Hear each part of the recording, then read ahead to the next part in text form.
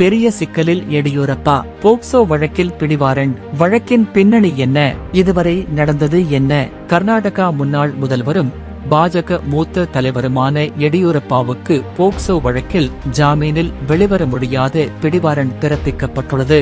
எடியூரப்பா மீதான புகார் என்ன? இந்த வழக்கின் பின்னணி என்ன என்பது குறித்து நாம் பார்க்கலாம். கர்நாடக மாநிலத்தில் கடந்த சில மாதங்களாகவே வெளியாகும் தகவல்கள் அதிர்ச்சி தருவதாகவே இருக்கிறது.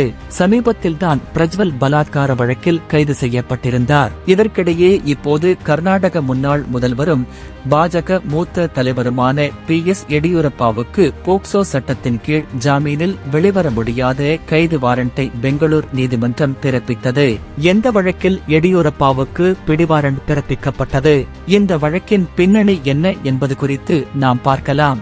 எடியூரப்பா 17 வயது சிறுமிக்கு பாலியல் தொல்லை கொடுத்ததாக எழுந்த புகாரின் அடிப்படையில் அவர் மீது போக்சோ சட்டத்தின் கீழ் வழக்கு பதிவு செய்யப்பட்டது. கடந்த பிப்ரவரி மாதம் எடியூரப்பா தனது மகளுக்கு பாலியல் தொல்லை கொடுத்ததாக அந்த சிறுமியின் தாய் புகார் அளித்தார்கள். கடந்த பிப்ரவரி 2ஆம் தேதி இந்த சம்பவம் நடந்ததாக அந்த சிறுமியின் தாய் தனது புகார் மனுவில் கூறியுள்ளார். அதாவது முறைகேடு வழக்கு ஒன்றில் உதவி கோரி தனது மகளை எடியூரப்பாவின் வீட்டிற்கு அழைத்துச் சென்றதாகவும் அப்போதுதான் இந்த சம்பவம் நடந்ததாகவும் அந்த பெண் தனது புகாரில் தெரிவித்துள்ளார்.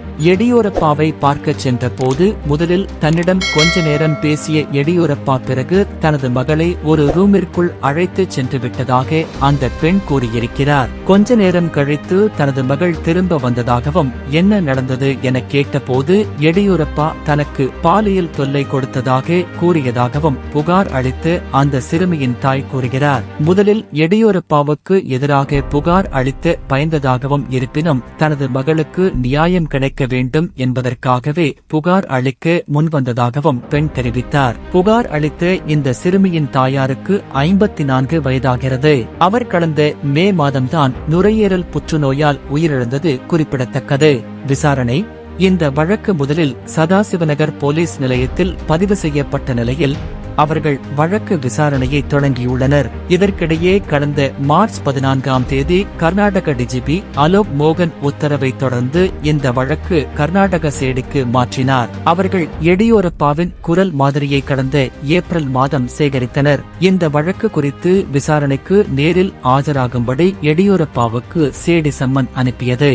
இருப்பினும் அவர் தொடர்ந்து விசாரணைக்கு ஆஜராகாமலேயே இருந்துள்ளார். இந்த சூழலில்தான் அவருக்கு எதிராக ஜாமீனில் வெளியே வர முடியாத பிடிவாரண்டை நீதிமன்றம் பிறப்பித்துள்ளது.